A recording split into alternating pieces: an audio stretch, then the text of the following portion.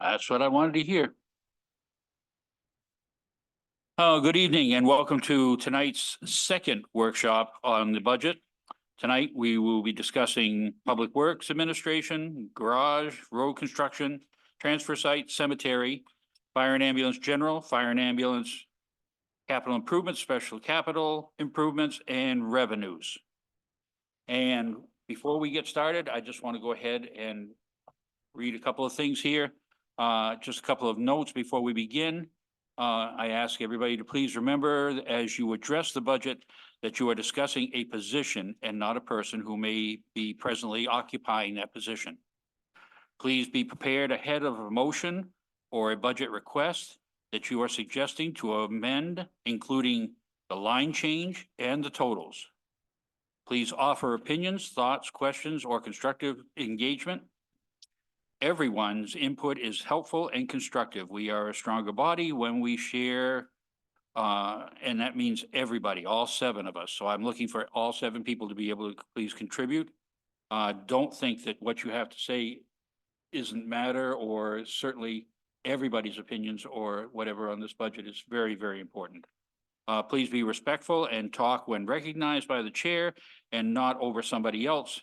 And remember, salaries for the municipal personnel are set by the manager as is his job. We as counselors may offer suggestions as to decreases or increases only, and shall not compare one employee's salary to another. And with that, we shall start this evening. So, Mr. Manager, I turn it over to you. Thank you very much, Mr. Chairman. Going to share first. I'll share.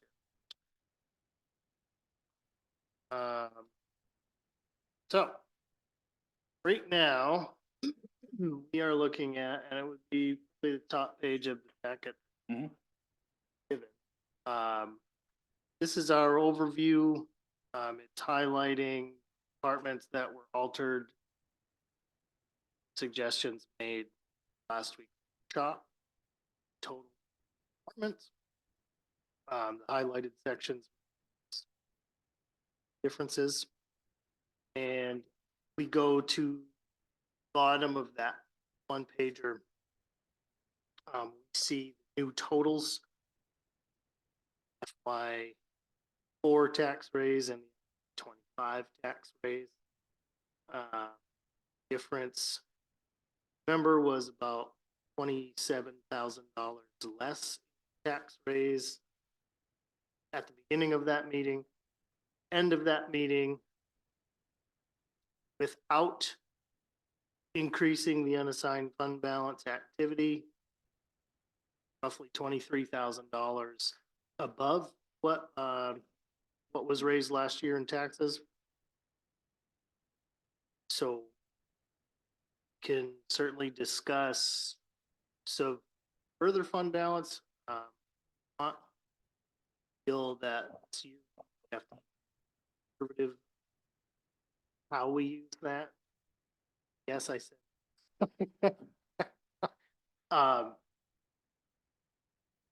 However, you know, depending on how this conversation goes, possibly balance it back to zero, not having tax. Right now, it's a pretty small amount. Depending on how this conversation goes, we make a suggestion, have a discussion at the end, 2 weeks special. Okay. So we're all good with the overview or questions on that. We to yes. Well, question? I'm sorry, Councilor Higgins, do you have a question? Oh, I thought I saw your hand up. Okay. Okay. All right. I'm going to move over. I'm actually going to start with the fire department because it was towards the front of the list than public works. Came to it. What are we looking for, page? This is page 18. The expense report. So this will be Department 0203, Fire Department. This is a department within the budget that covers a few different things. Call firefighters, this is where overtime pay is housed, training, grant supplies, any grant funding that we receive throughout the year goes into this section, tool supplies, sort of. And then payroll related expenses for the call fighters, firefighters, and the overtime stuff that's listed. So right here, we're looking at a difference of $32,220.12. And the overall department budget is expected to be $87,840. Any questions on this budget? Counselor Danforth. Yeah, excuse me. Yes, thank you. My question isn't specific to this cost center. Remind me what the policy is, what we decided on, like carryover. If there's a certain balance, does the department get to carry that over, or does that then feed into to reduce the next year's budget? Do you know what I'm asking? Sorry. And layman terms. You said So caregiver? You talking if there's carryover? if there's a balance in a particular line, does it get remind me like how that's handled? We would have to decide that collaboratively and present an order to that towards the end of the budget. Otherwise, it falls into the unassigned fund balance. Yes. Yes. Okay, thank you. I just couldn't remember how we handled Pretty that. simple accounting stuff. Something we handle at the or just after. Got it. Thank you. Any other questions on the fire department expense line? Seeing none, let's move on. Fantastic. The next department within these budgets is 0204. That's our ambulance operation. This is where you'll see per diem overtime. It's a similar department for the ambulance as what we just looked at, fire department. And then of course the associated payroll related costs. This one difference expected here is $21,414. And no, it's not true at all. $7,784. Jeez. Okay, that's fine. The difference, I'm sorry, I was reading the wrong line there. You're looking at. About 9,000? Oh, $9,711. Total department budget of $223,982. Okay. Oh, that's the same. Any questions on the ambulance billing or the ambulance expense? Oh, change. Okay, that's fine. Seeing none, let's move on. All right. Okay, so actually, let me go back up because the report I'm looking at doesn't have the same set of columns as the printed version that you have. So I'm going to go back to 0203 real quick. And I'm going to, instead of telling you the balance that's left of 32,000, I'm going to tell you that change in that department is $18,726 with a total department budget of $87,807. Alrighty. It's totally. Yes, sir. Certainly. What would you like to address?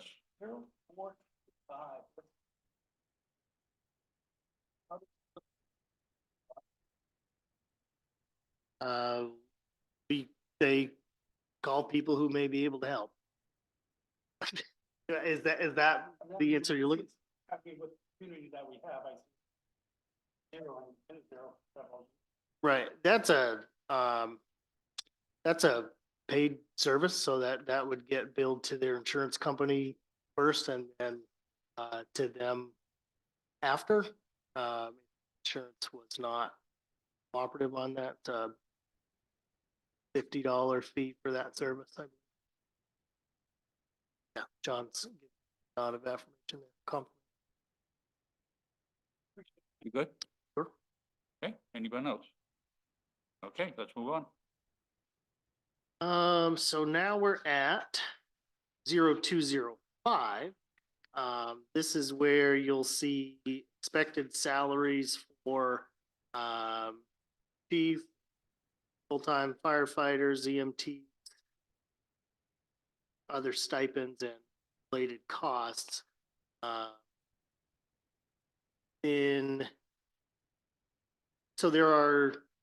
We are currently still in negotiations with both unions of both departments that were out this evening. So these numbers are here. They are not necessarily.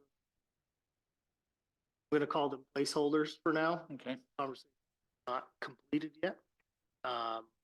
So we're looking at this tonight. Department change, an increase of $137,297, with a total department budget of $981,605. Department.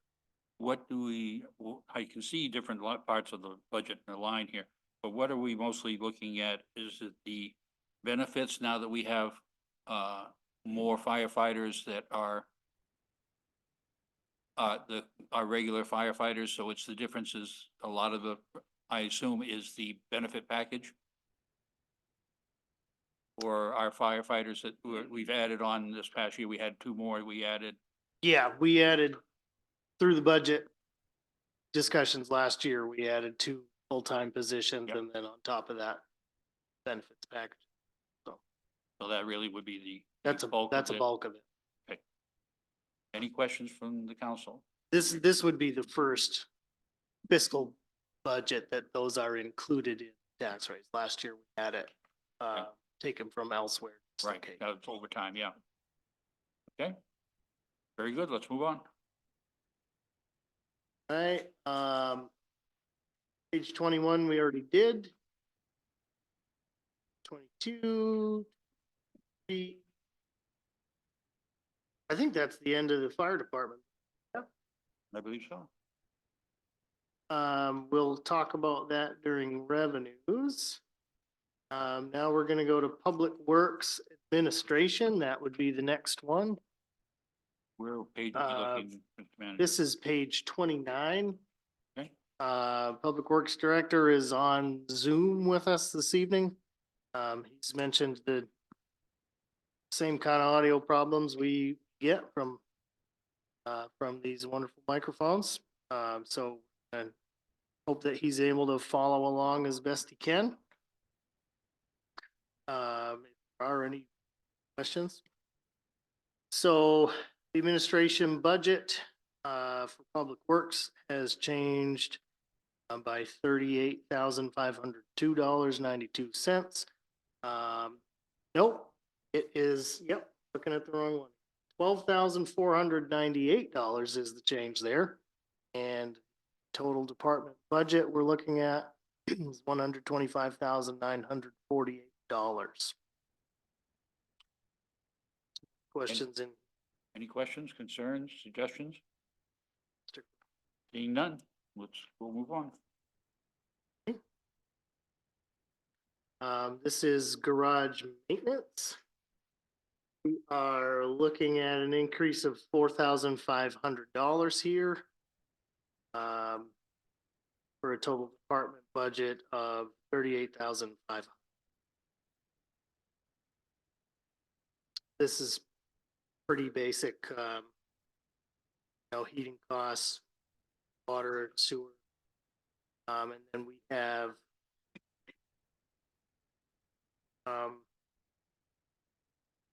an increase in the building maintenance there as well.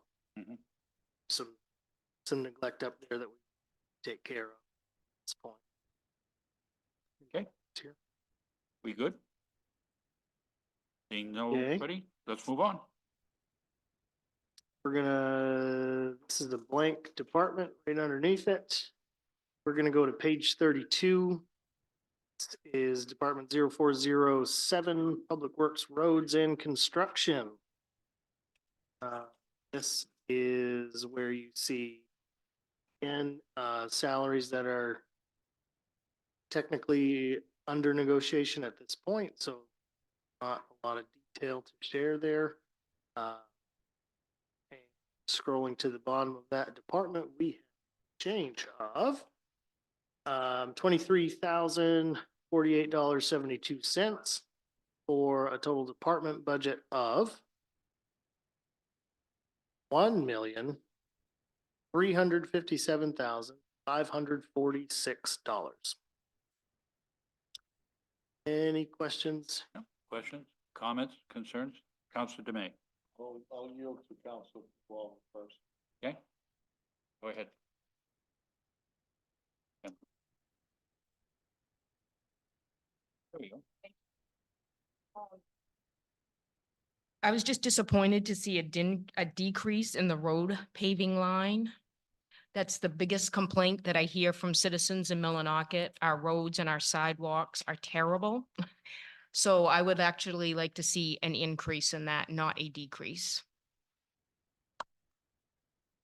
Yeah, we like to give the council the opportunity to do that.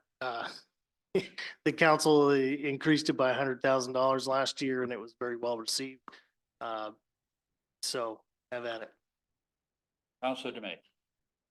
Thank you, Mr. Chairman. I also agree, as I believe that most of us up here do. I would be in favor of putting it back up to $410,000 for line 2011. Is there a second? Second. Motion made by Counselor Demay, second by. I have an additional comment after that. Okay, go right ahead then. Also with discussion with some of the councilors, I'd like to know how some of the council feels on, with a caveat in that of also paving Peddler's Hill. I know that that has been a concern with, I believe, talking to the manager, that is one of the suggestions. I'll leave it up to Public Works Director, but I believe that is one of the suggestions moving forward as far as paving is concerned. Yeah, actually, the original idea came from Counselor Higgins and a conversation and speaking with the Public Works Director, it is on the list to be done during the summer, so. can I ask manager a question? Sure. Would you need additional funds? Has there been a price point on the asphalt needed to do that above and beyond the 410,000 that would be used for the roads in Millinocket? I do understand there would be some additional groundwork for that area to prepare it. Do you have a ballpark figure? paved. I don't. If Brian has some input on that, he's certainly welcome. I don't have any ballpark figures on that yet. I haven't even gotten the price per ton back from the paving company yet. I was hoping to have that before tonight's meeting, but he did not get that to me yet. There is groundwork that would need to be done there. You can't just lay the asphalt over the loose sand that's there. It would need to be gravelled, compacted, graded properly. Mr. Chairman, with that being said, I would like to add an additional buffer to that. If I could raise that line to say $425,000, that would be what I would be. Very good. Second. Okay, and it's second by Counselor Higgins. Counselor Danforth, Excuse me, so I think I would like to add to that line. I'm sure everybody would. Well, I just want to bring to the attention that there needs to be some work done at Jerry Pond. What we think is not accessible to all. And the last time I was there, there needs to be some review of where it has been paved before and is no longer, I don't know what the word is, but it's not in good shape. So we need that accessible, right? So I would like for that area to be, you know, You to mean be the sidewalk considered. area The where? sidewalk so that it's accessible to beach. the wharf, Yep. to the beach. Oh. So what I'm Right, not not saying, the road itself. not the road, no, not the road itself, Okay. just the, not the playground area, but the pond area that we say is accessible. It's not. So that needs to be Sure. looked at, and whether that Well- falls under, Public Works, Recreation, a combination of both, but, Yeah, when I we mean, think about it- paving, I want to think about what it would take to get that up to code too. I think we could, if you're okay with it, I would recommend letting us look at it throughout the week and talk about it and come up with a suggestion maybe by the first special hearing. Yeah, I mean, paving is all public works, but it's technically rec department territory. We'd have to just figure it out and come up with an idea of what it might look like. Well, I hate to say it, but I'm gonna blow this budget right out of the water. Because I would like to go ahead and propose, considering we have a thought about Peddler's Hill, we have streets that need to be done. It is the second biggest complaint that we have next to taxes within the population of the town of Millinocket. Last year, we raised the paving budget up by $150,000. And again, I believe that with 350,000, I would like to bring that up to $500,000 for paving this year. I do believe that people, like I say, it's the second biggest complaint we have. I do think that it is important to, I don't think there's a road or a street in the town of Millinocket that doesn't need some attention somehow, somewhere. And we are probably never going to totally catch up. We are always going to be playing catch up. But I do believe that paving is the second biggest concern in the town. So I'm going to ask that the paving budget be brought up to $500,000 from the existing 350, if there is a second.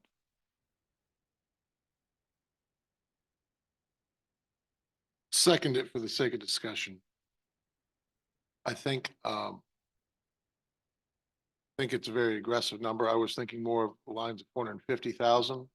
But I think that the manager's words have value to where we need to wait for them to come back with a better ballpark figure for us. So if it's an adjustment, just to adjust it until we get to our special hearing, and then we can readjust it with their information. I don't know, Alright. thoughts from the other counselors? I did second. Yes, I know you did. If there is, Councilor Pelletier.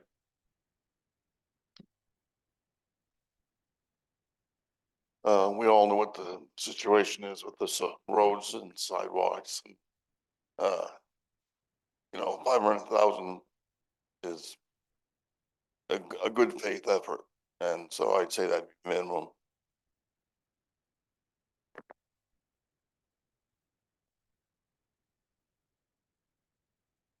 I mean, it's there.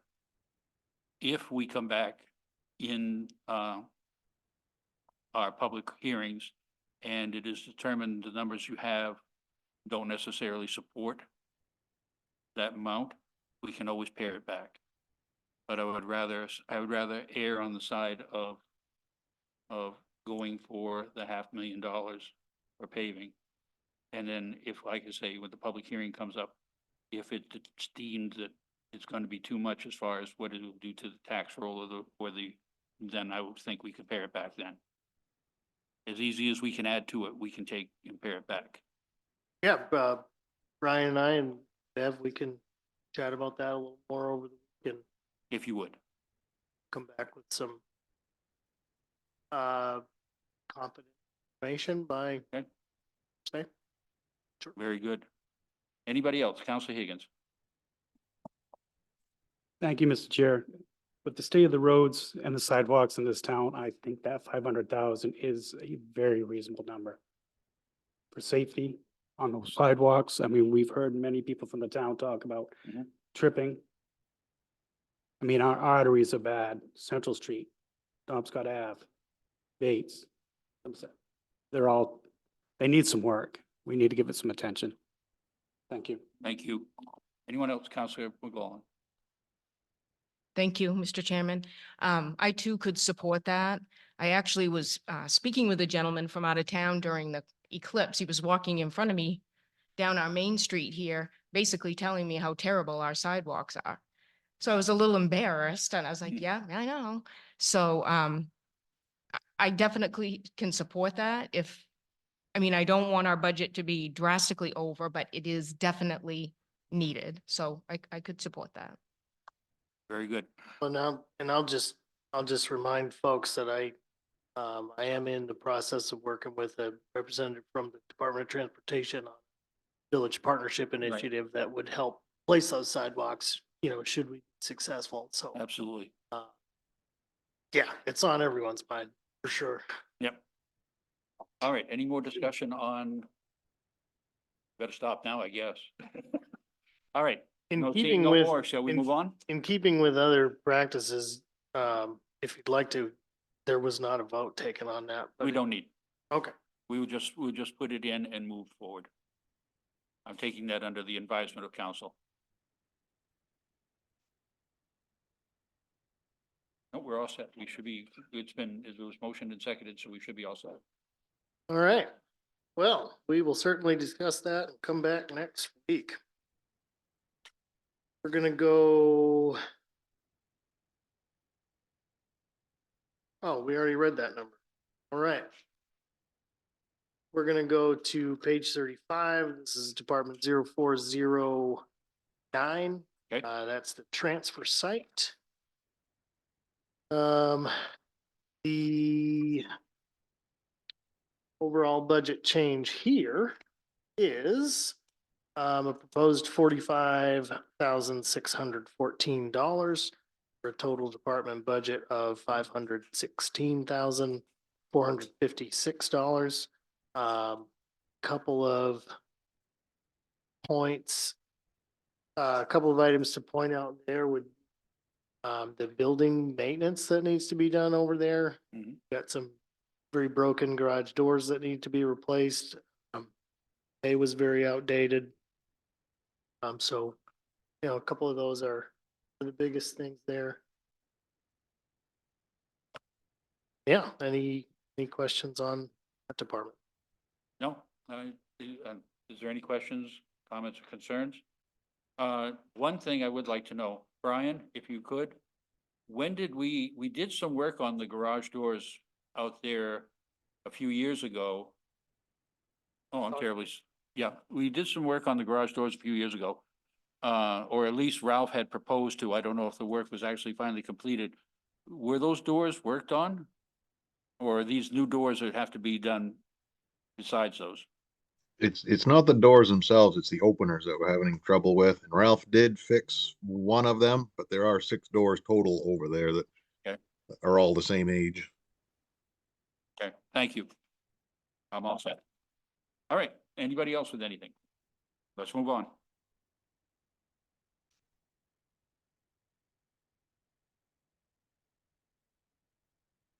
We are going to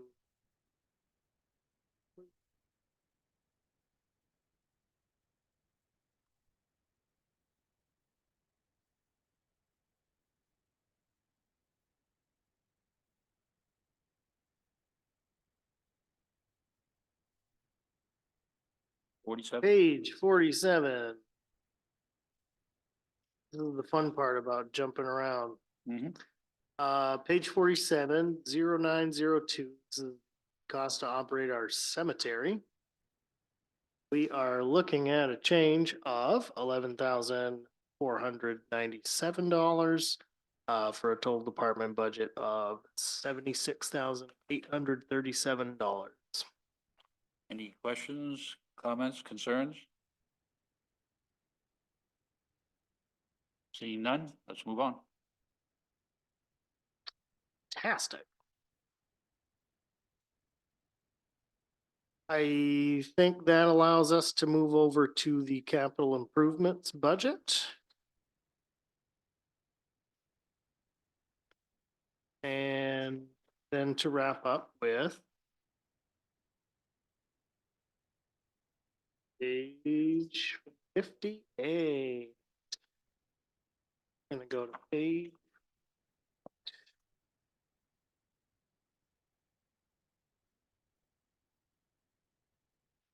Our capital improvements budget. Uh, Okay, there are very few things we need to take care of in the capital improvement budget this year. The change is actually a decrease of $413,479. There are a handful of minor expenses there for both fire and public works. There is a roughly $20,000 expense in there for to replace one of the dugouts at the baseball field, high school that is in really bad shape. It's in an unsafe condition. Don't have that list right in front of me right now, but all very minor projects, very minor expenses in the overall. We don't expect any major purchases to be made. You know, we don't need a fire truck or an ambulance or plow truck or anything like that for upwards of 5+ years. So, Really? well, we're 4 or 5 years, maybe more. You know, we hit the capital expenses pretty hard last year and replaced a lot of things that we needed to get done. So it's going to be a pretty easy budget for the next several years, which kind of allows us to take care of a lot of the, you know, smaller things that are once in a long time fixes that are around, you know, the garage doors, the roofs, the things like that, that we're Okay. looking at in this budget. Hey, any questions, comments, concerns? The overall, I gave you the difference. Did I give Yes. you the total? 184,000? Yes, you did. Shall we move on?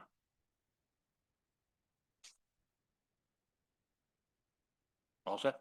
No questions there? Nope. Fantastic. I think that gives us an opportunity to jump documents and go to revenue. And don't you worry, we only have 42 pages to get. Some are blank, so that's gonna be okay. General government revenues, you will see that our overall revenues are anticipated to be increased quite a bit this year, which is certainly helping to offset our budget or balance our budget. General government 0101, we are looking at a increase in revenues there thanks to anyways, it's the total of $417,529.04 for a total anticipated revenue there of $2,391,221. 2391221. Yeah, this was two Yep. million. That's correct. We Yes, had a misprint in the right. well. Oh, that has the initial carry. Okay, let's Okay. use this number. That makes sense. The actual difference in general government, looking at an increase of $417,529.04 for total revenue there of 2,200,000. Is it the two or the? Okay. Okay. So the 2,391,000 includes 100,000 that we considering, from the unassigned. Okay. Any questions in that? It was Anything? so very clear. Any questions by anybody? Seeing none, let's move on. All right. Page 2 is blank. Page 3 is blank. Page 4, 0104 Town Clerk's Department. Looking at an increase there in revenue of $24,600, for a total department budget of $971,950. Questions, anyone? Seeing none, well, let's move forward. Fantastic. Within the assessing department, our revenues are looking at a potential decrease of a little over $1,000. The overall department revenue should be coming in $755,349. Anyone? Seeing none, let's move on. Right. This is 0108 Municipal Building, that's on page 6. This is tracking to look same, with with a total department budget of $62,740. Any questions? All right, let's move on. Okay, moving to 0114, that is planning and code development. Got my straight edge now. We are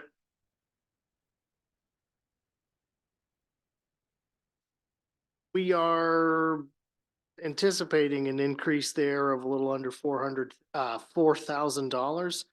I think that's quite modest for the development we're expecting in the next year, and just the permitting costs that could come along with that. We haven't seen those permits yet, so we're not banking on them being built in here. They do come through, that would increase this number tremendously. The $4,000 or so increase brings us to a department budget of $7,000. Revenue budget, Yeah. 7,000. We all set? Okay, let's move forward. Economic development. This is the funding that goes through to local access television station, and then some loan payments that come in from our Katahdin.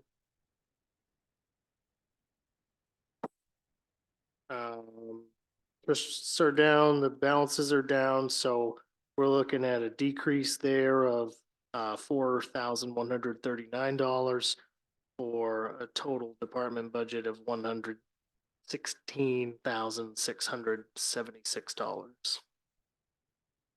Any questions? Let's move on.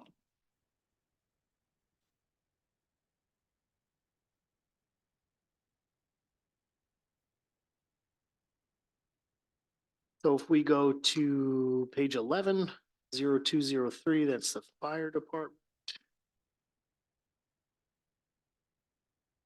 We are anticipating an increase of $3,500 in that department for revenue. And the total is expected at 10,000.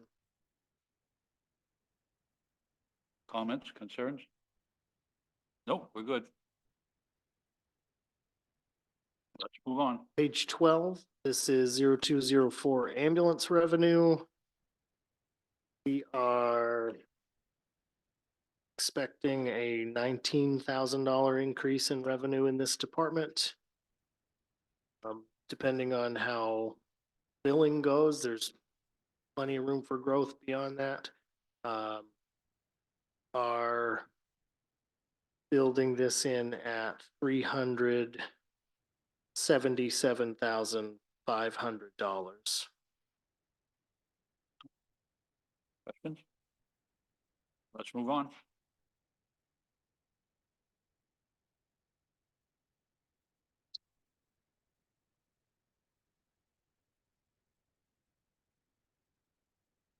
This is Public Works Administration. That's page 16, Department 0402. We are expecting that to be same, at $25,250. Questions? The bulk of this is what the wastewater department pays the Right. Public Works Department, maintenance and the flusher truck. Okay, let's move on.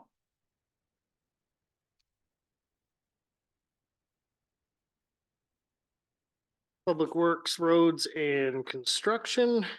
The revenue here is, expected to stay the same at 45,000. This is the revenue that we get from the state. Correct. Yeah, the local roads, the Mhm. fun acronym that we all forget. Yes.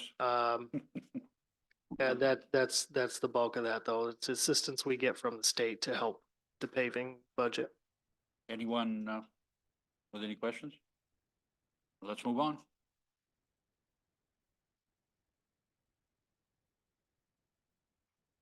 We're at page 20, Department 0409. This is the transfer site. We are anticipating that this revenue will drop over the next year by the tune of $9,400 for a total department anticipated revenue of $122,500.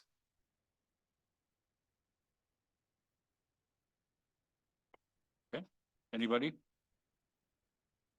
No, let's move on. All right.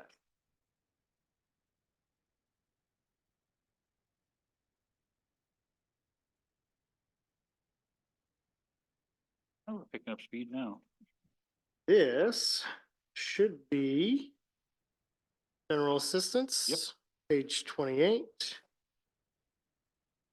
Department 0815, that is expected to stay the same at $12,005.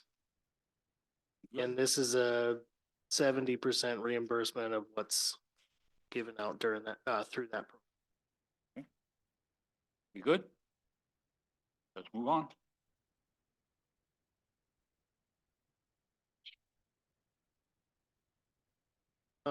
Public health and welfare is, oh,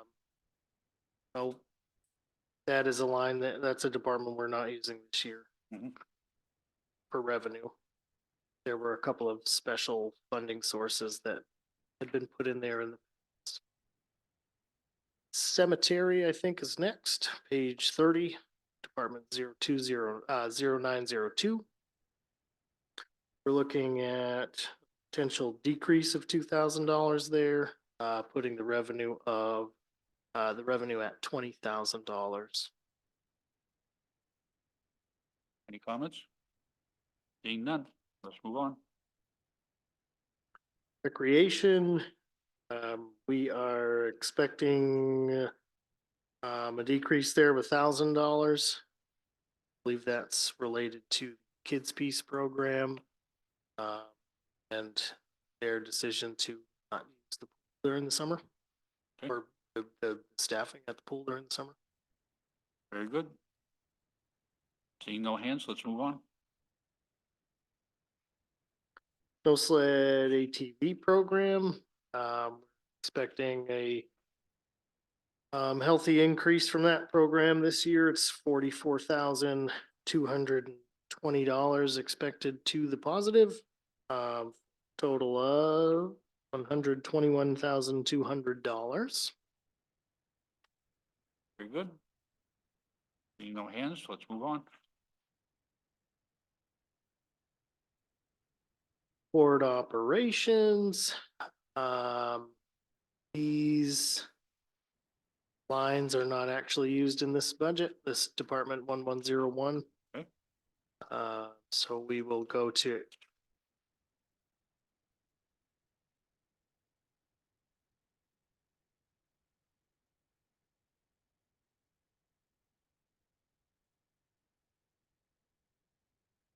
we're gonna go to airport business 1102 on page 34. This has a decrease here of $3,000. The total on that is $112, $112,780. It is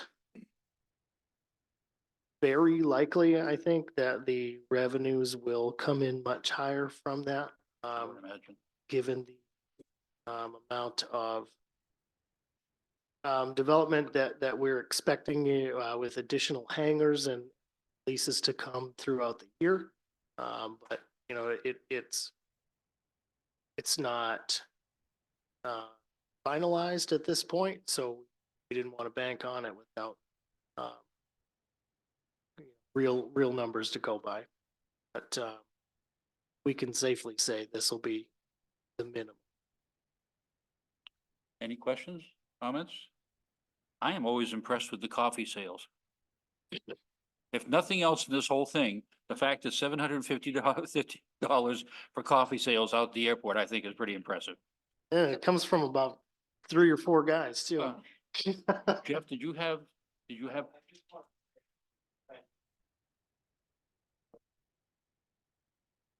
Good.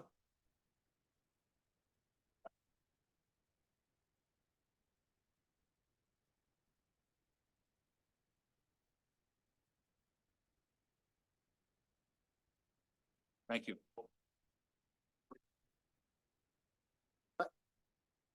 Oh, I did hit on it. Yep. All right, Wasn't shy. See- So nobody, let's move on. just to, that's our last revenue department. Okay.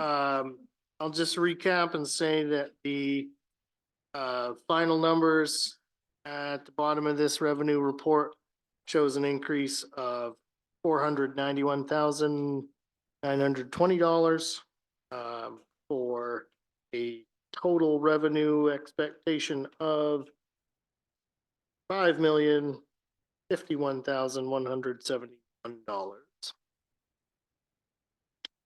And I will recap bottom, prior to some changes made this evening. We were at an increase in taxation of just $23,000. We do have some wiggle room that we will consider and bring back next week, as we search that paving budget request, Okay. to possibly offset that as close to zero as we can get. Thank you.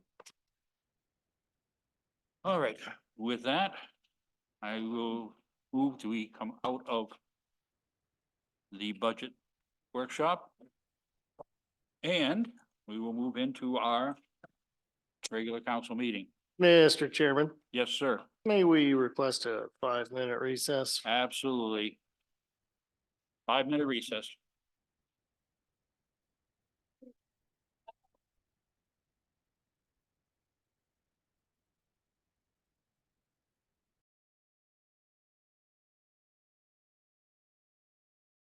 Council meeting to order. Amber, you all set? May I have a roll call, please? Counselor Danforth, Here. Counselor Dume, Here. Counselor Hagan, Here. Counselor Mackin, Here. Chair Madore, Here. Counselor McGlowan, Here. and Counselor Pelletier. Here. Would you all please stand and recaps and join us in the Pledge of Allegiance? I pledge allegiance to the flag of the United States of America and to the republic for which it stands, one nation, under God, indivisible, with liberty and justice for all. Thank you. Mr. Manager, I see no adjustments to the agenda. No, sir. Okay. Seeking approval of the minutes for the March 28th, 2024 regular meeting and the April 4th, 2024 special meeting. So moved. Second. Motion made by Counselor Dume, second by Counselor McGlaughlin. Any council discussion on the motion? Down to the public? Back to the council. All those in favor? It's unanimous. We have no unfinished business, so we have a special presentation this evening. Superintendent Lane is here from the Millinocket School System to help us with the 2025 budget.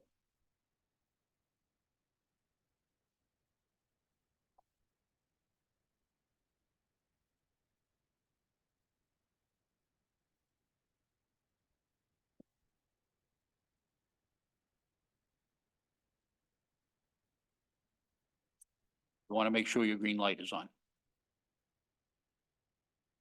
Yep, there you are. All right. Good? Yes. All right.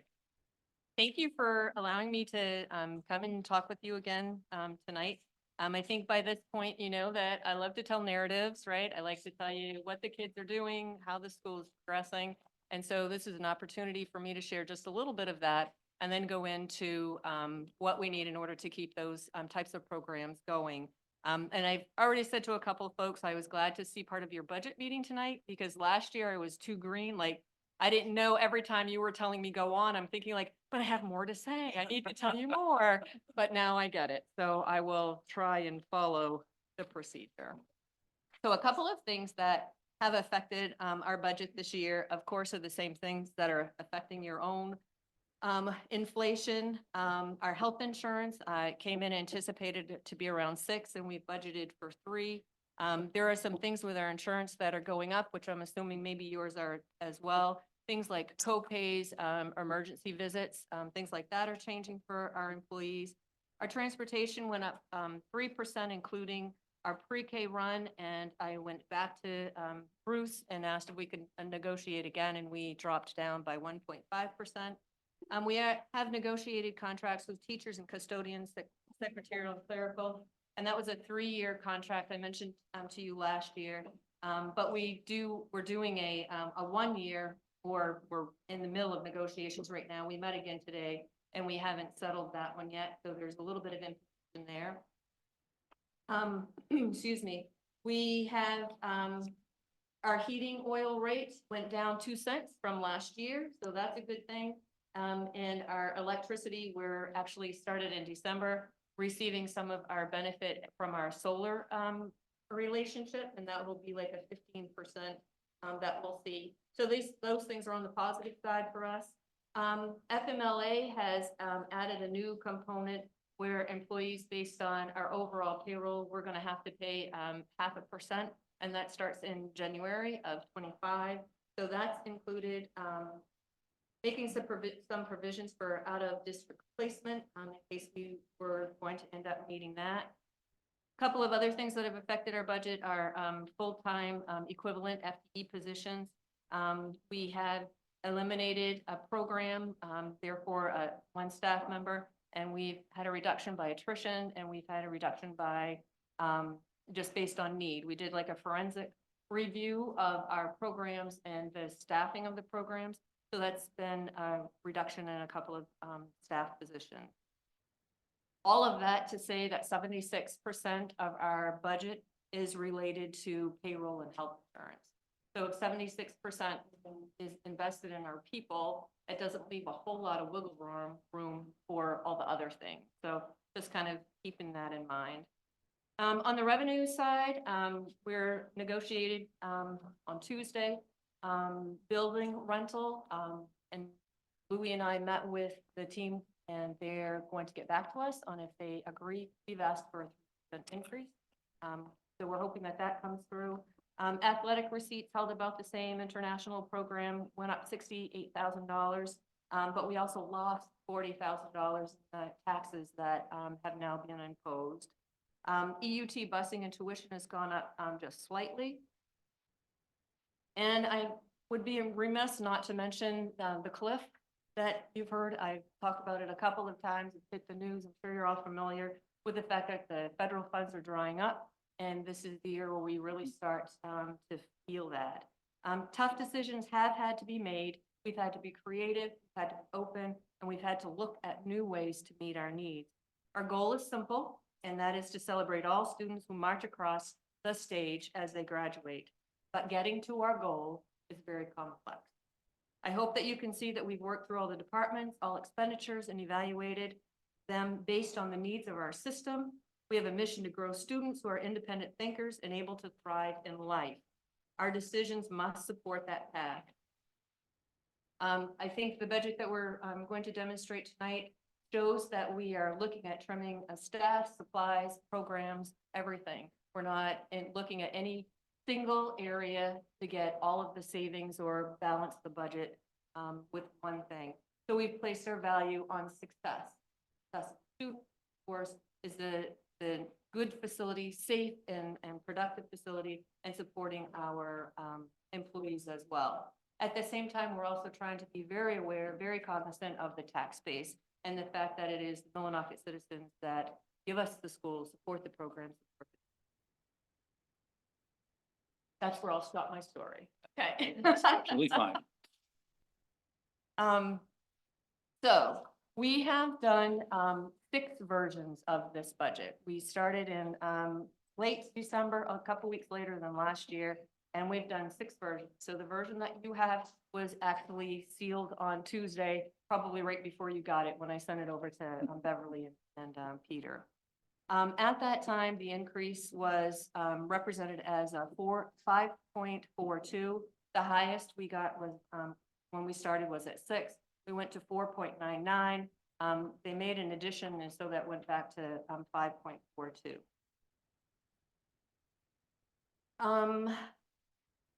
Told you about health insurance, transportation. We've looked at extracurricular activities. Those have been trimmed by around 10,000. Ed techs have been trimmed by around 11,000. I hope you've heard, and if you haven't, I get to share the news with you, that we created a new position, and it is a Katahdin region position, and it was announced on Tuesday at East Millinocket, Medway, in the Millinocket School Department, and that will hire a special education director who is very, very highly skilled, has a tremendous skill set, and could serve our students and support our staff very well. So that's a Katahdin region initiative. I know you've done things similar to this in the past. We're taking a different view, a different look at how it works. The skill set is really tremendous, and I'm really expecting great things. And that results in for us in that position. Workman's comp, that line was over budgeted by $38,000, so that's come off there. Something that hadn't happened, at least in the last couple of years, was what we call a reclassification of somewhere between 2 and 4 salaries. And I say somewhere because it's salaries that are not an entire salary. And those are come out of ed tech, special education director title and local entitlement. And what that does is it means that in the past couple of years, Millinocket School has paid for those positions, but they've actually been written into a grant.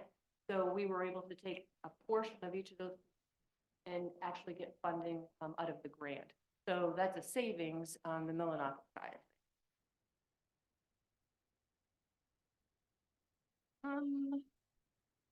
You know, I have so much more to say, but I won't. I'll turn some pages ahead. You waited for us, we can wait for you. No. I guess I would like to say that every year, annually, Workman's Comp looks at what the usage has been in their regions. And then based on the fact that they've collected too much money, basically based on all of the wages, this year they collected $1,721,872, and Millinocket's part of that, which was, you know, more, so we get a check back, was $8,609.36. That is a little bit more than what we got back last year.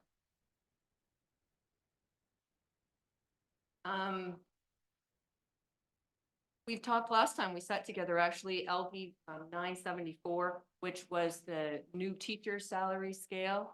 And there was anticipation at the time through Rain School Management and that would not pass. It had passed in the Ed Committee. Now it has passed in the House, it has passed in the Senate, and they're not sure if it's going to pass an appropriation. If it does, it will come into play in 2026. That's a big deal for us. Well-deserving teachers, in staff, but it's also a budget consideration that we'll really need to pay attention to. We don't have any details, nothing has come out on that to specifically say if it's happening or not, but it's something that we need to remember. With that, Rhonda, are you on? She's muted, but she's there. Okay, I'm gonna keep going then. In case I missed something, she was gonna help me. Okay, so at the beginning, superintendent's office, the first couple of pages, your pages should be lined up with mine, which means that the total system administration is on page 2. And the change in percentage there is 3.4%. You'll see that about halfway down through the page, total system administration. That's all things central office. So it's clerical, it's business manager, it's myself, dues, fees, supplies, everything that goes for that office. No, very good. The next section goes to almost the bottom of the 3rd page is total school administration. That is all things principal's office, their secretaries, their supplies, benefits. The change there is 4.66%. Any questions? Seeing none, certainly, go ahead. The next page, page 4, continues on to page 5, and this is all things instruction. Starts at the bottom with pre-K 2, goes to the next page with 3-5, 6-8, 9-12. This is our a very large section, so that also continues on to the next page, which is page 6. Total regular instruction is at the top of page 7, and that's a 3.87% increase.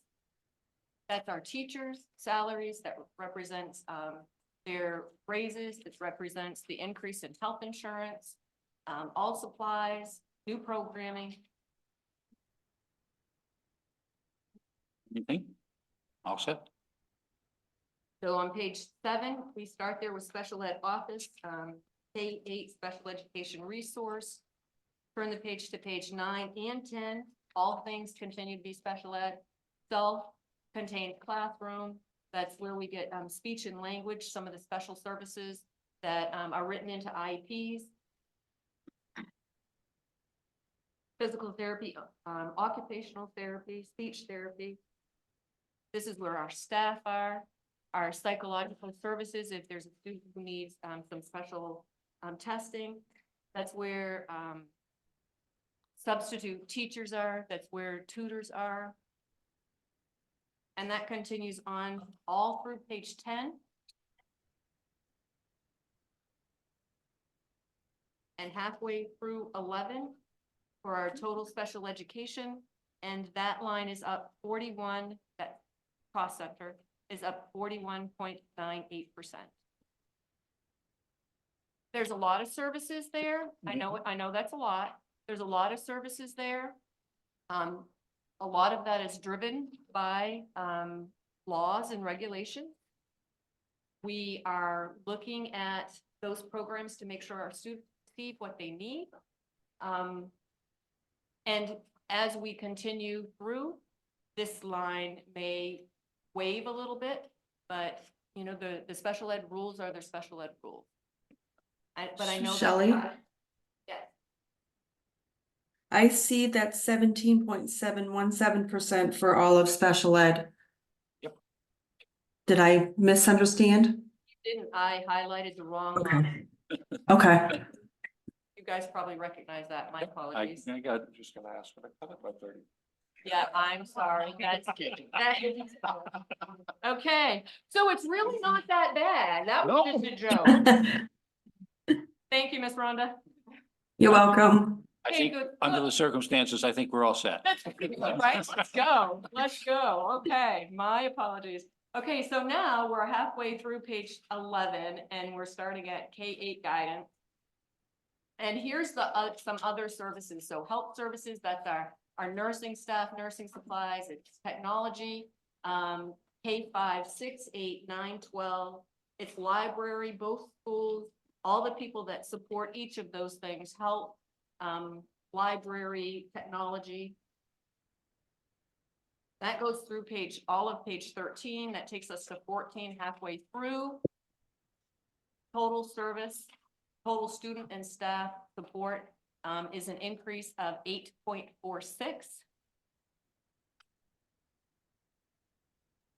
Everybody got that? You all set?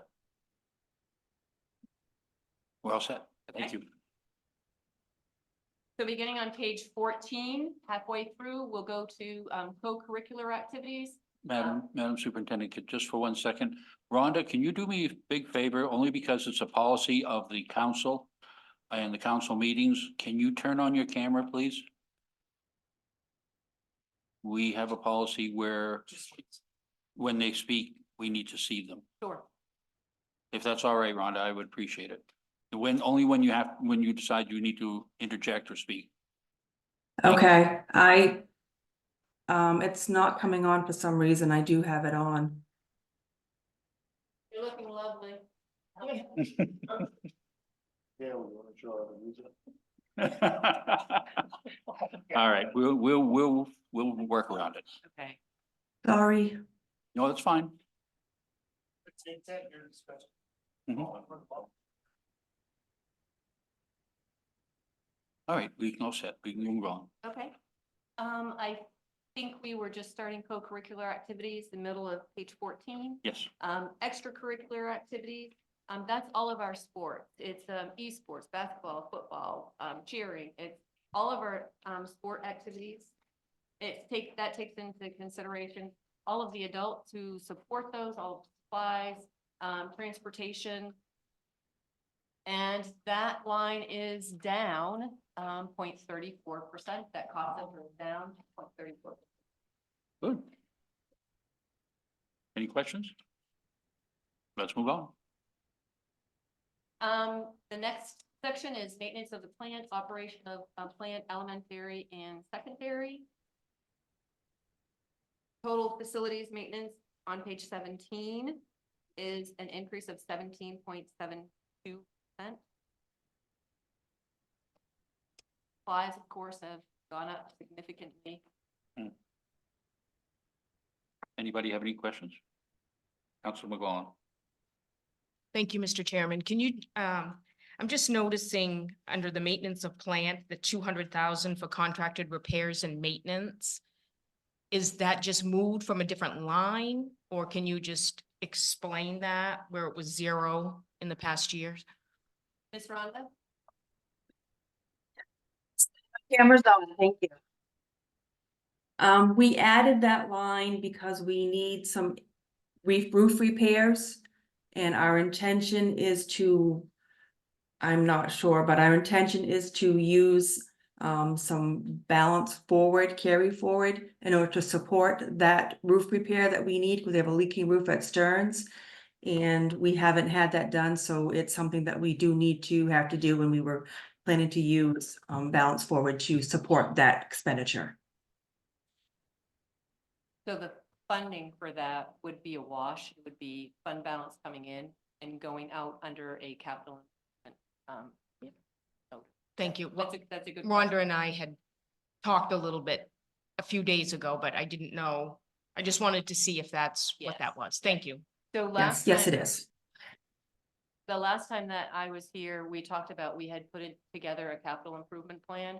And so this particular roof at Stearns, the pitched roof, is actually put together like with 2x4s and something like that. And so our building and grounds committee has met 2 or 3 times and we have photos, and it really seriously needs to be repaired. The water has ruined the. And see, I knew about that because I watched your meeting. Because what? I watched your meeting. Oh, okay. So I that's know something. about that because it was an issue when I was on the Buildings and Grounds Oh, I Committee. bet. Then you're supportive of us getting it fixed. I have no input, but I think it's a great idea. Yeah, that is definitely a needed repair. Thank you for asking the question. Any other questions? Seeing none, let's move on. All right. Vocational ed assessment is down 2.58%. Debt service is down 2.20%.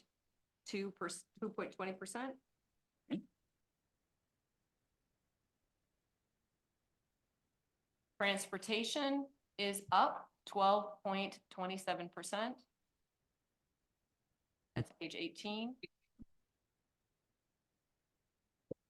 And if you look at the total general fund expenditure, don't let the 9.6 scare you. It's not really up 9.6 because we're proposing that some of the carry forward money as a wash, like with the money for the roof, goes in and goes out. So that's not money that you have to raise because it was raised last year. It's money that would come back.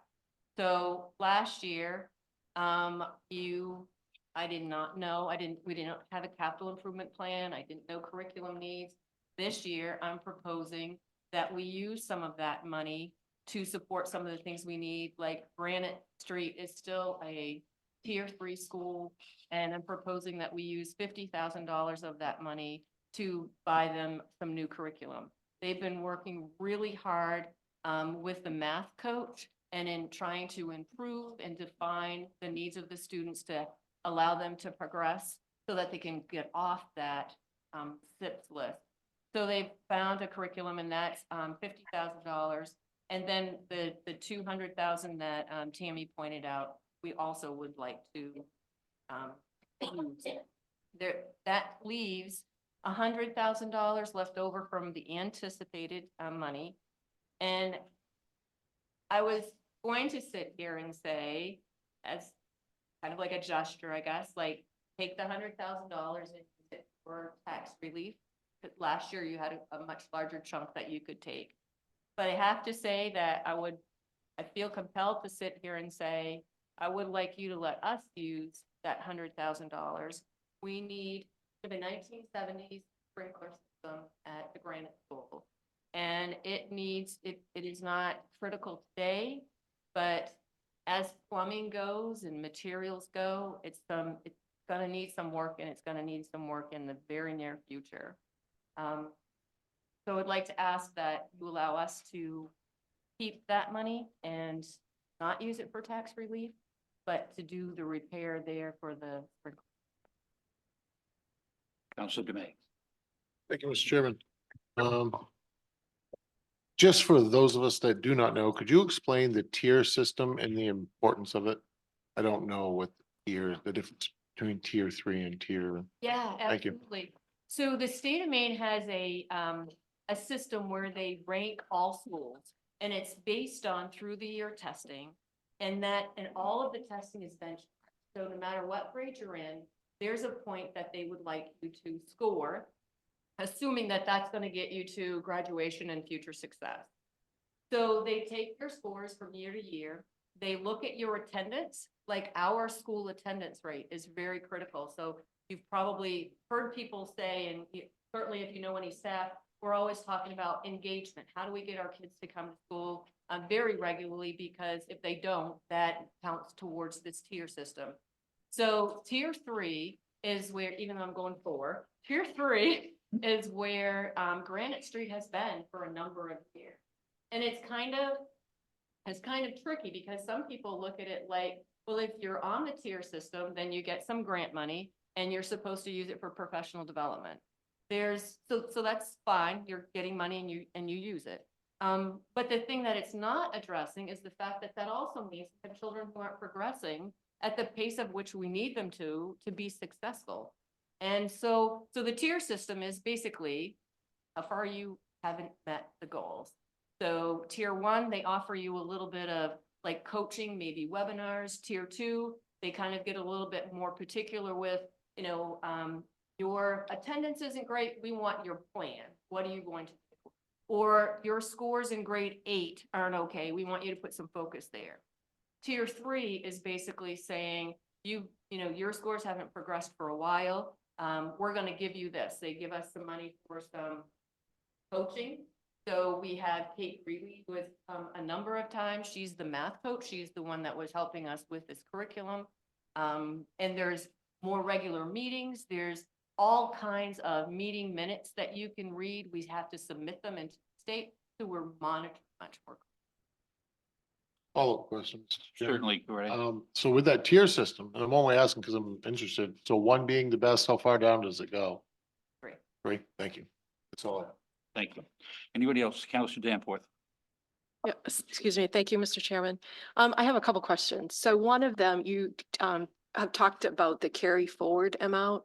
And if I remember right, carry forward comes from, it's sort of a leap year when you do your audit system.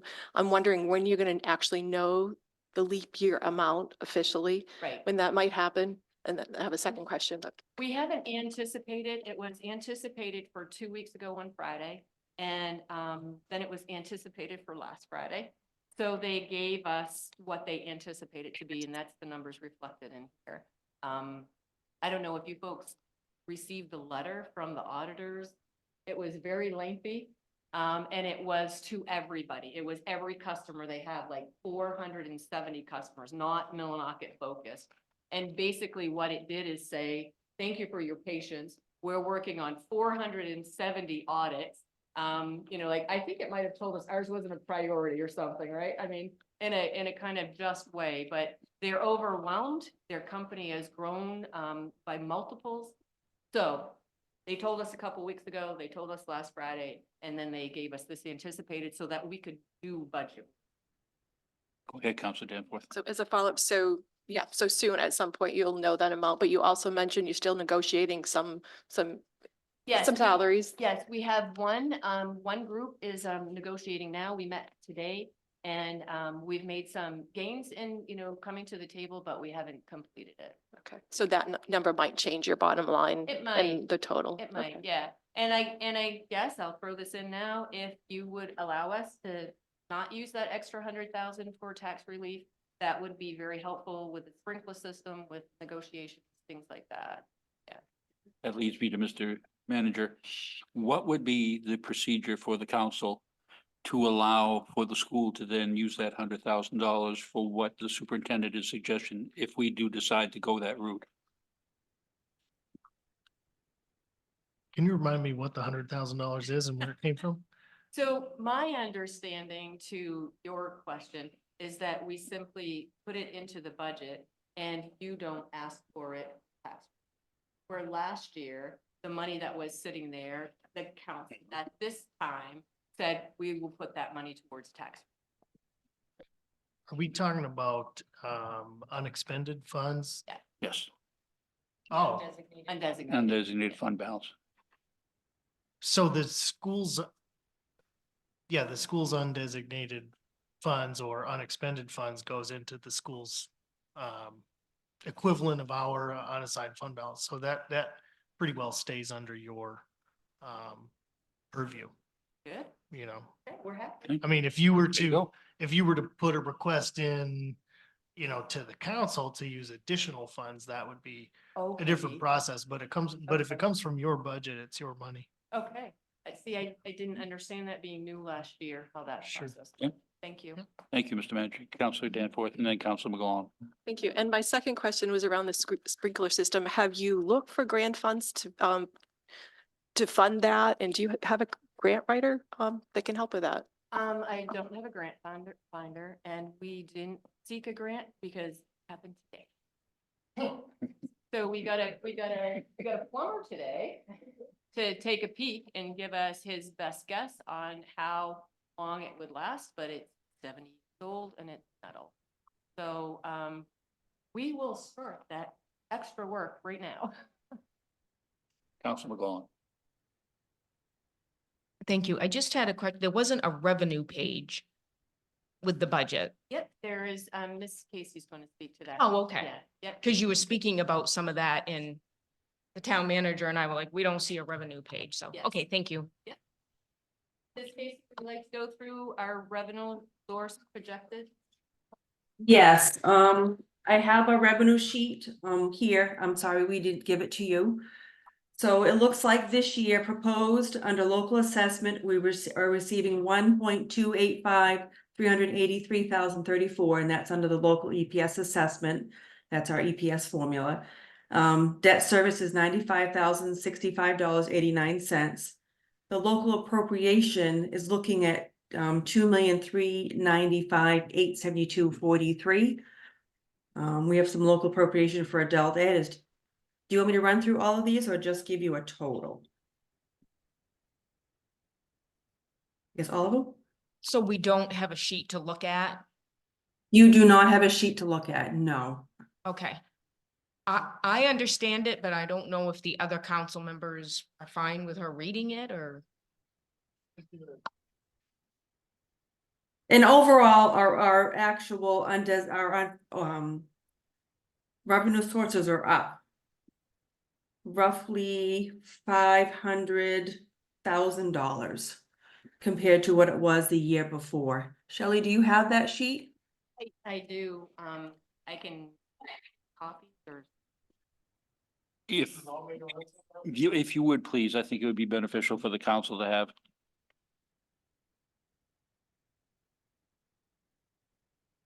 I know what you're saying. How much longer can he hold us here? But it's,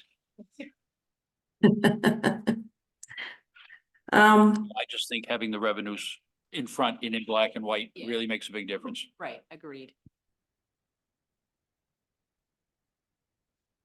Yeah. International program is, up. Actually, Yes, international programs are 125,000 that we're predicting. that's the one where that. 75,000. That's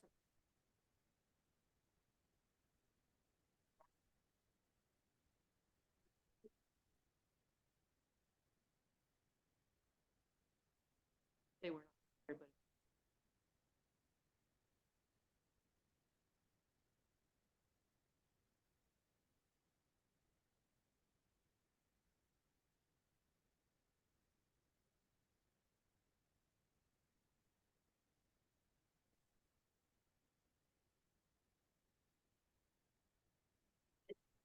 Yeah, build it up. It won't be fun. The world. Okay. Article. And somebody sent it. So, bird. Okay.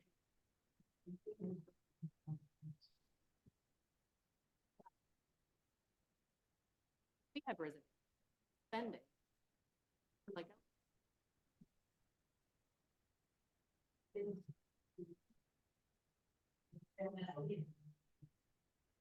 I agree.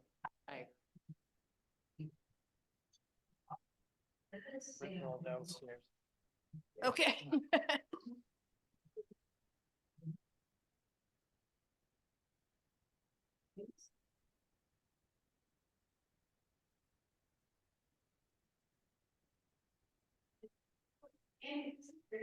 I started to open mine, but you have it. Yeah, that's all right.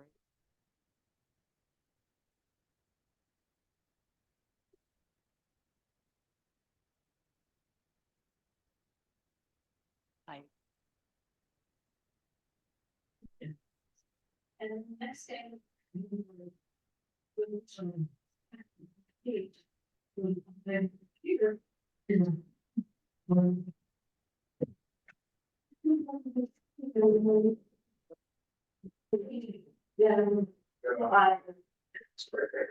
All right, everybody's all set here. We got.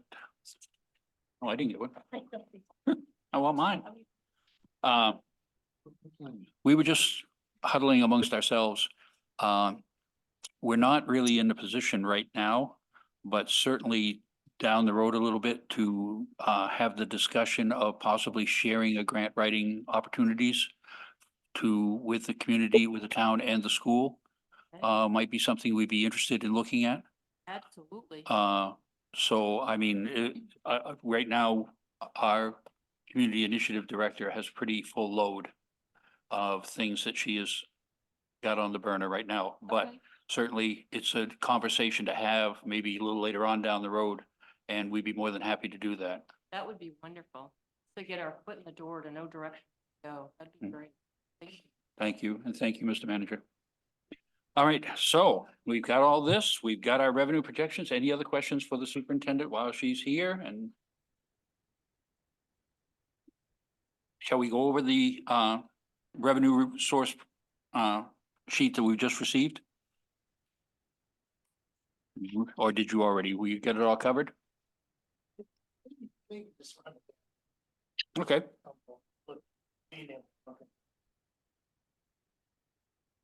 Well, Casey, I couldn't hear what was happening. I'd like you to go over the revenue source page that. Okay. All right, thank you. We'll start with the local EPS assessment for FY25. Mhm. That's our EPS subsidy from the state of Maine. That's 1.285,384.34. The local debt service is 95,065.89. The additional local appropriations without the 100,000 is 2,395,872.43 is what we're asking the town to kick in, or the town. Local appropriation for adult ed is 2,811.90. The school lunch program is 15,000. International programs at 75,000. EUT tuition's up slightly at 125,000. The special ed for EUT is 13,000. The secondary special ed is 14,000. The transportation is at 44,000. The athletic receipts are at 10,000. The recreational department receipts are at 15,000. Building rental is at 45,000, which may go up slightly depending upon what happens with the kids piece. Miscellaneous receipts is roughly 30,000. The state EPS allocation is 3,949,638. That's our EPS allocation. I misspoke. The SAC, which is special ed, is another 14,000 for elementary kids, that's state agency clients. Child Development Services is 3,500. The Shared Katahdin Region Special Education Director, which Shelley spoke of earlier, we're gonna get back roughly 60,000 for that cost piece. The other financing sources was 100,000. And then we have our carry forward we're gonna use, which is 250,000. That may change depending on if we were allowed to have that, the 100,000, which I think we were. And then we were looking at putting 80,000 in an undesignated fund balance as a reserve money for future projects that may occur, such as like the sprinkler system. And that brought our revenue to 8,622,271.76. perfect. Thank you. You're very welcome. Any questions? Any comments? Seeing none, I believe that we're done. All right. Thank you very much for the presentation. Again, always a pleasure to have you here. And nice to see the school board members along the back wall and that in the back booths. Thank you all very much for doing an incredible job. We understand and appreciate what you do because we do it too. And we'll see you again Couple weeks. in a couple weeks. Thank you all. Thank you. No, that's. I know we're- Thank you. Thank you. All righty. That moves us, since we have no town managers report, we got something? Later on? Oh, yes. Yeah, at this point in the budget season, meetings are long enough, so I wasn't planning on doing a full manager's report. But we had a request to talk a little bit about the eclipse and how well that went. We are expecting numbers from the DOT traffic counters that they had laid out in our region by tomorrow. I was hoping to have that by tonight. I do not know how many people were here, but there certainly were a lot. Within minutes of the eclipse, the moon passing the sun, I was on Central Street and traffic was already as far as the eye could see heading out of town on, towards the interstate. And, I live out past the KG and on my way home, it was backed up all through town and as far as the eye could see out the Lake Road, with all routes towards Central Street, in the same fashion. So though people may not have been, there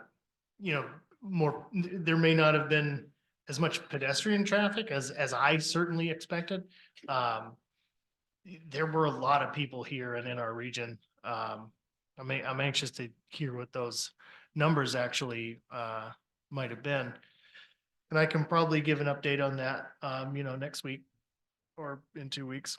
But it really did, we got some incredible reviews and feedback from visitors to the region. It was incredible to see that many people out and about down in the park.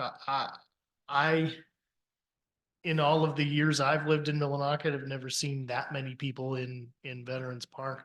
And certainly never seen that many people in Millinocket Heritage Park on the corner. That was jam-packed as well. All of the local activities and events and meals did really well. The vendors in the park did very, very well. I know Councilor Higgins' partner was down there in the park and I spoke with him and they did really, really well with t-shirt sales and things. The food trucks were rocking all day and all night. They did incredible. It was really nice to see the town so alive and with so many people everywhere. And with all of the churches and organizations and businesses and school classes coming together to offer as much as they did with our fire and EMS and the public works crew that was out, all day. Everything really went off without a hitch, and I couldn't be more proud of our community for showing that hospitality that Millinocket is really famous for. But I think the highlight of the weekend was all of the impressive activity over at the airport. We had an impressive amount of private planes and jets and people from all over the world over there.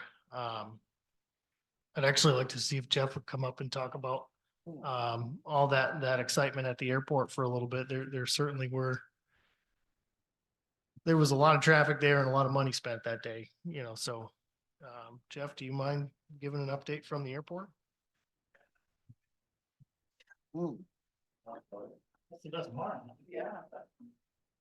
If you pardon my expression, wing it. Fixed wings. Jeff Campbell, Airport Manager. Speaking to that a little bit, my wife works in 2 of the different restaurants here in town, and usually the marathon is big for her, and she was as busy as she's ever been here the day of the eclipse. So it was a wonderful day for sure. I started getting calls about 3 or 4 days before the eclipse, and I took over 200 calls about people that wanted to fly in here. What I didn't realize in my panic, that they were calling everywhere. They were calling Greenville, they were calling Holton, they were calling Rangeley, they were calling everywhere, not just here. So my mind took off to think that, wow, if we get half of the airplanes that have called, that's 100 airplanes. What am I going to do with 100 airplanes? So I started working through my head. I laid awake at night trying to come up with a way to accommodate all this stuff safely, because my actual right-hand man is out with a knee replacement like I did last summer. So I'm essentially alone. So I'm trying to figure this all out, and I decide that I'm gonna close the crosswind runway to traffic, park big airplanes, because a lot of these calls are jets. So I started working through it and how I was gonna park them, and so that first one in wasn't last one out and all of this stuff. So figured out a way. I went over on Saturday and I plowed out a section that, because we still had snow left at the time. And then I thought about it some more, and then I went, widened the crosswind runway some more, some snow that, because we don't usually plow the full 150. So, and I said, we can bring them down and J hook them back and we can park them safely. Well, as it turns out, we didn't get 100 planes, but we did get 50 airplanes, which is a phenomenal number in one day. And my parking procedure worked out. Everybody played nice. And we ended up with 38 general aviation aircraft, 3 turboprops and 9 jets. So we ended up with a I mean, 9 jets. I've never had more than 3 jets there at once, not ever. That was quite a day. Some phenomenal equipment, there was tens of millions of dollars worth of equipment over there, and a lot of people. Penobscot Island Air flew in with 4 of their airplanes. They brought 7 plane loads of people in from as far away as Portland to feed them lobster. So they boiled lobster over there, and they had a big lobster feed over there with 7 plane loads, people from all over the state. We sold 400 gallons of avgas to the general aviation airplanes and 2,000 gallons of Jet A to the jets in one day. That's like having the busiest month in the summer, the whole month, one day for the eclipse. And as I said, it came off safely. There were no incidents, no accidents, and everybody played nice. And at the end of the day, I was very relieved that everything went well, because I called the day before and I said, this could be a disaster. If we have one incident over there, I don't know what I'm gonna do. And he supported, he called me throughout the day, checking it with regular updates, and we kept it together. Tony Chesery from West Branch Aviation helped me do the fueling. Invaluable help that day, because I was not only taking care of the office, I was taking care of the parking of the aircraft and all the fueling. So it was a long day. I got there at 6:30 in the morning. I left at 8 o'clock that night. The last airplane left. So it was a phenomenal day, a very rewarding day for me. I was so happy. All the prior planning, all the 2 or 3 nights of planning leading up to it. See, everything from jets, if you go back that one, one more, yeah, see the World War II vintage plane parked there with the 2 propellers on it? Everything all the way up to the latest jets. There's a big turboprop there in the middle. The one with the red engine covers on it, that was Google executives. Those were Google executives that were here with a big telescope and stuff set up on the lawn in front of the airport. I still don't know who was in the black jet. Couldn't figure it out. They never got off the jet when I was around. And then when the eclipse happened, they get out of the jet, stood in front of the jet, watched the eclipse, get back in the jet, and flew off. So I have no idea who it was. Everybody's been asking me. Yeah, Taylor Swift. I don't know. So, but every piece of pavement is taken up all the way around, all the way the old ramp that used to be there and all the way around. Very impressive day. I'm so tickled that it went off flawlessly. Well, certainly the town wants to That thank was you for during all your work. totality right there. My Yeah. son took a picture of me with all the airplanes in the back in totality. That's amazing. Certainly the town owes you big time for that. That must have been the most fun you've had in a long time. There was a lot of stress there, but yes, it was very rewarding when it was done, that everything went off easily, and that's what you paid me. Thank you. Thank you. And throughout that, the town made some really good friends in high places, Yeah. no pun intended, but actually I did intend it.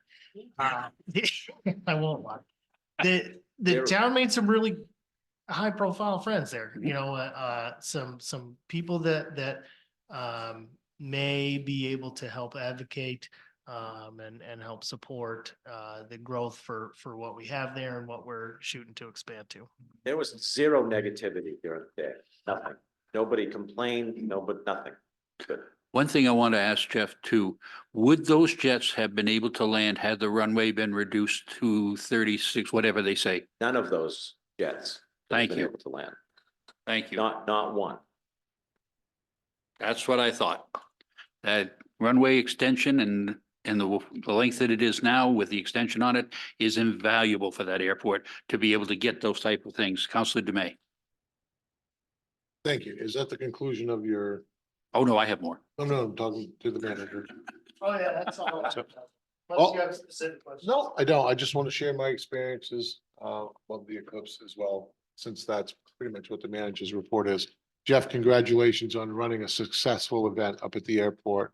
It's a tremendous credit to the area, what you was able to accomplish up there. From my vantage point, my employers at True Value opened up, they're the new owners of the K&M lot. And they opened that up for parking for donation and proceeds to the eye care ministries and United Christian Academy. We were able to raise almost $2,000 to donate to those causes. Excellent. So that was really good of them to do that. Being situated right there on Central Street, right at the Four Corners, of course, I seen thousands and thousands and thousands of vehicles. I dare not guess conservatively, I would say probably 15,000. That's just guessing on what we get on marathon day. So my numbers could be way off, but I mean, I estimate that.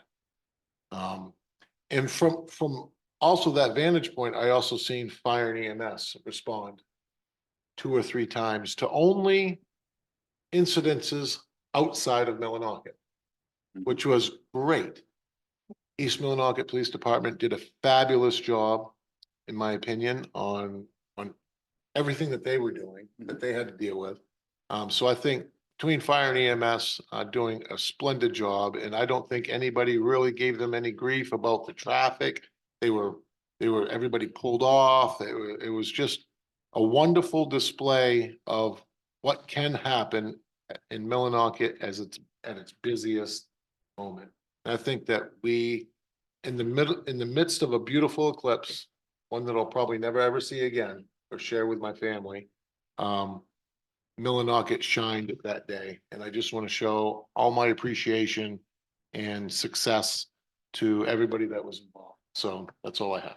Absolutely. Counselor Higgins. Thank you, Mr. Chair. I just want to say all the planning that all of you guys did was phenomenal. I mean, it came together, being down there all day and looking up across that park, just like you said, there were a lot of people there. And just the attitude that everybody had was phenomenal. Thank you for that comment, but that was all her. That was nothing to do with, I was there just brawn. But we got down there and got everything going, and people were coming up, one to buy, asking questions. We were supposed to open up at 10 o'clock and things were going by 8:15. And they were pushing through the tables and just wanted to touch this but the people that were from far away, they were just asking questions and talking and, well, where can we do this? And just, it was good to see people in that frame of mind again. It's been years since I've seen people act that way. And it was good to see. It actually was tremendous. So I want to thank the town, the officers, the fire department, the emergency services, everybody. They did a heck of a job keeping everything going with that amount of people there. Thank you. Thank you. Counselor Danforth. Thank you, Mr. Chairman. I want to sing some praises first, but I can't, what's the name of the broadband company that Outer Reach. Outer Reach? I was able to speak to them at the end of the day and just thank them. And they in turn thanked the great collaboration with the town and spoke about Amber and Tom, and specifically just what it was easy to work with them. And that was a spectacular event. I spend my time downtown as well. And as the other counselors have attested to, everybody just was in a great mood. Things went well. They spoke highly of the town. It was a wonderful experience. And if I put Millinocket on the map, the only thing that I saw that was missing, I thought, too bad we didn't have a selfie station, right? That had Millinocket. So people could take pictures with Millinocket. Yeah. That was the only thing that was missing down the park, but all kidding aside, it was a wonderful event. So Public Works were out picking up. There wasn't the mess that we thought there was going to be left there. So I think it exceeded our expectations the way everything happened. So kudos to all the planning in the chamber. And I don't want to miss anybody and, you know, the fire EMS and everything, but yeah, it was wonderful. Thank you. You all set? You know. Council Mackin, how about you? You all set? Would you? You're good? Thank you. Well, I too would like to go ahead and I'd like to thank Outer Reach Broadband for their work. They sponsored what was going on in Veterans Memorial Park, and they jumped in early and they did a great job. I also would like to thank the emergency services that I can't begin to tell you how much pride I have in town of Millinocket and our emergency services departments. Our police, our fire, they are incredible. And I think the fact that they can be so visible and so invisible at the same time, I think made it much easier and much more relaxing for everybody else that was here. For the people who came, thank you. You treated our community well. You brought an enthusiasm and an interest and an inquisitiveness to Millinocket that we haven't had. I hope this gets out to some of you and just let you know that the town of Millinocket and the people of Millinocket appreciate what you did coming in that day. Didn't hear many curse words going out when it was bumper to bumper traffic trying to get to the interstate, but in the airport, our jewel. And it always will be. And anybody that can tell you that we can either do without it, or it's an unnecessary thing, or it's just an unnecessary expense to the town, has absolutely no idea how invaluable that airport is and how it continues to grow and prosper under its current leadership. Everything was great, and I just couldn't imagine a better day with the weather. So it was perfect. Council Pelletier, you have anything to add? Had a great day. It's a moving experience. And couldn't have been any better, actually. Thank you. Anybody from the public? All righty then, we're back to our regular agenda. Councilor McGowan, can I please get you to read order number 57-2024? Order number 57-2024, providing for execution of the town warrant for April 11th, 2024. It is ordered that the town warrant for April 11th, 2024 in the amount of $108,077.38 is hereby approved. Second. Motion made by Councilor McGowan, second by Councilor Danforth. Councilor McGowan, any big hitters? Yes, we do have a few. $3,245.22 to Dead River for diesel. $7,893.03 to Elon Financial Services, that's the town credit card. $3,482.98 to Main Technology Group, that's our technology contract. $41,128.53 to Maine Water Company, that's the fire hydrant. $4,773 to Millinocket Insurance Agency, that is for airport liability insurance. $15,640.19 to Municipal Waste Solutions, that is disposal fees. $5,864.83 to New England Salt Company, that's salt for the roads. And $4,692.55 to Preble Oil for heating oil. Thank you. Any council discussion on the order? Down the public. Back to the council. All those in favor? I got a question. Oh, certainly. Council Higgins. Too fast. The Pitney Bowes Bank Reserve. What was Yeah, that one about? that's postage, Post- postage machine. Thank you. All right, so we'll try this again. All those in favor of order 57-2024? It's unanimous. Councilor Pelletier, can I please have you read order 58-2024? Order 58-2024, providing for execution of the wastewater warrant for April 11th, 2024. It is ordered that the wastewater warrant for April 11th, 2024 in the amount of $11,181.20 is hereby approved. Second, Motion made by Councilor Pelletier, second by Councilor McGlaughlin. Any hitters on this one, Councilor Pelletier? Well, yeah, we have $2,351.80 TMD power system starter for a vehicle there. And $7,800, $7,851.78. And that's the refrigerator, wastewater plant, lab. Yeah, very good. Yes, sir. Just real quick, that starter is for the generator at the Wait, the main pump station, the one we lost during that power Okay. outage. Yeah. That's all. Okay, thank you, Mr. Right, Manager, yeah. for the clarification. All right, any council discussion on the order? Down to the public. Back to the council. All those in favor? It's unanimous. Councilor Higgins, can I please get you to read order 59-2024? Yes, Mr. Chair, order number 59-2024, providing for approval of an application for a vehicular license for Druco LLC. It is ordered that the attached application for a vehicular license is hereby approved for Michael Ouimet, Druco LLC, 749 Central Street, Millinocket, doing business as Dunkin' Donuts, 79 Central Street, Millinocket. Motion made by Councilor Higgins, second by Councilor Dumeay. Any council discussion on the order? I, for one, have gone into Dunkin' Donuts since it's been redone. And it is a really nice place, plenty of seating, beautiful interior. And it seems like they haven't missed a beat as far as business is concerned. So congratulations to Dunkin' Donuts. Anyone else? Anybody from the public? Oh, Councilor Danforth, did you want? You sure? You know who you were leaving. Anybody from the public?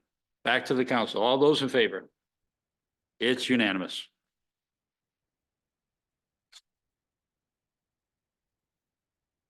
Councilor Danforth, can I please get you to read order number 60-2024?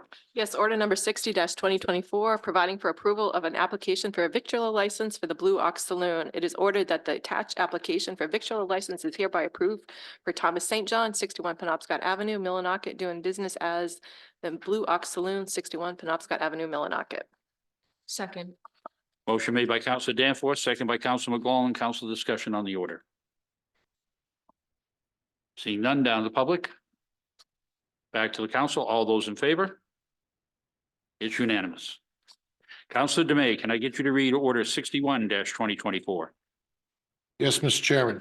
Order number 61-2024, providing for approval for application of victual license for Circle K. It is ordered that the attached application for a victual license is hereby approved for Max Convenience Stores LLC, PO Box 347 Columbus, Indiana, 47202, doing business as Circle K, 719 Central Street, Millinocket. Second. Motion made by Councilor Dumeay, second by Councilor Higgins. Any discussion on the order? Down to the public. Back to the council. All those in favor? It's unanimous. Councilor Mackin, can I please have you read order number 62-2024? Order number 62-2024, providing for approval of an application for a particular license for Scudic Inc. It is ordered that the attached application for victor license is hereby approved. Scudic Inc., 70 Penobscot Avenue, Millinocket, doing business as Scudic Restaurant, 70 Penobscot Avenue in Millinocket. Second. Motion made by Counselor Mackin, seconded by Counselor Higgins. Any council discussion on the order? Counselor Dume. I feverishly support this order that Councilor Mackin has brought to us. Thank you, Mr. Chairman. Anyone else? Oh, down to the public. Back to the council. All those in favor? It's unanimous. Counselor Pelletier, can I please have you read order 63-2024? Oh, your mic's not on, Counselor. Thank you. Yeah, order number 63, 2024, providing for submission of letter in opposition to LD 294. Whereas the Millinocket Town Council was approached by a local chapter of the Fin and Feather Club requesting support in opposition of LD 294, which would open and alter the deed of trust created by the late Governor Baxter. And whereas during discussion following the presentation, the Millinocket Town Council agreed with its opposition, requesting the town manager to draft a letter stating opposition on behalf of the town council. It is ordered that the Millinocket Town Council approves the submission of the attached letter in opposition of LD 294 to the Maine State Legislature. Second. Wow. Motion made by Counselor Pelletier, seconded in stereo, but I'm going to go ahead and give it to Counselor Higgins. Any council discussion on the order? Down to the public. Back to the council. All those in favor? It's unanimous. Counselor Danforth, can I please have you read order number 64-2024? Order number 64-2024, providing for an amicable. Okay. Maybe somebody else should read it. Amicable. Amicable, yes. Amicable. Counselor Dume, will you please read order? Absolutely, Mr. Chairman. Order number 64-2024, providing for amicable termination of lease of West Branch Aviation, whereas West Branch Aviation has requested the termination of their lease at the Millinocket Municipal Airport on April 30th due to unforeseen circumstances. Further requesting that this termination be allowed at 30 days notice versus the 90 days notice as outlined in the lease agreement. It is ordered that the Millinocket Town Council approves the termination of this lease within the terms outlined above. Second. Motion made by Counselor Dume, second by Counselor McLaughlin. Any council discussion on this order? Counselor Yeah, Danforth, I'm yes, sorry. Mr. Chairman, I just want to say, there is a short note at the end of this order from Tony Chesery, and I appreciated that that was included in the order. Thank you. Very good. Anybody else? Down the public? Back to the council. All those in favor of order 64-2024? It's unanimous. Counselor Danforth, can I get you to read order 65-2024? Order number 65-2024, providing for allocation of American Rescue Act funding for the replacement of park benches. Whereas the park benches located in GNP Park have deteriorated beyond reasonable repair and need to be replaced with longer lasting, more weather resistant benches, it is ordered that the Millinocket Town Council approves the allocation of up to $10,000 for the purpose of replacing the park benches in GNP Park. Second. Motion made by Counselor Danforth, second by Counselor McLaughlin. Council discussion on the order. Seeing none, count to the public. Back to the council. All those in favor? It's unanimous.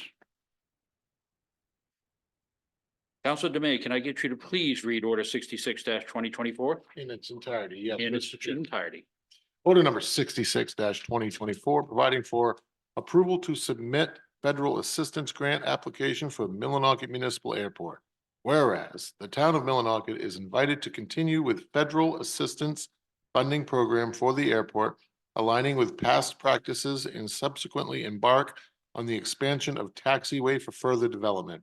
It is ordered that the Millinocket Town Council approves the town manager to sign and submit all necessary paperwork for this $267,030 grant application attached with a 5% match of $14,835 contributed by both the town of Millinocket and the state of Maine, and that the town's 5% matching funds be paid for from the unassigned fund balance. It is further ordered that the Millinocket Town Council authorizes the town manager to sign and execute all necessary documents pertaining to the related contract with Oil, Tanner and the town's contracted airport engineering firm to oversee and complete the project. Second. Motion made by Council DeMay, second by Council McGlaughlin. Any council discussion on the order? Can we, Jeff, do you want to go a little deeper into this than what we just had, or?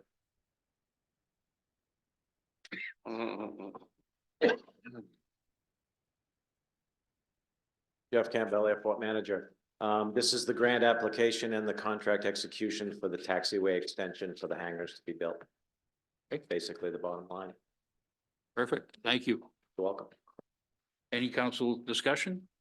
Down to the public. Back to the council. All those in favor? It's unanimous. Reports and communications, warrant committee for the April 25th, 2024 council meeting will be Councilor Danforth and Councilor DeMay. Are we all set? Yeah, I know I am. She's not gonna let you live this down. All right, chair committee reports. You don't have anything? Okay, seeing none. We are at the 2-minute comment, 2-minute public comment. Again, we stress that please address the council as a whole. Anybody who would like to go ahead and come up and speak for the 2-minute comment may do so. And I'm not seeing a great crowd of people rushing to the microphone, so I will entertain a motion to dismiss. So move. Second. Motion made by Councilor DeMay, second by Councilor Danforth. All those in favor? We are out of here. Thank you all very much.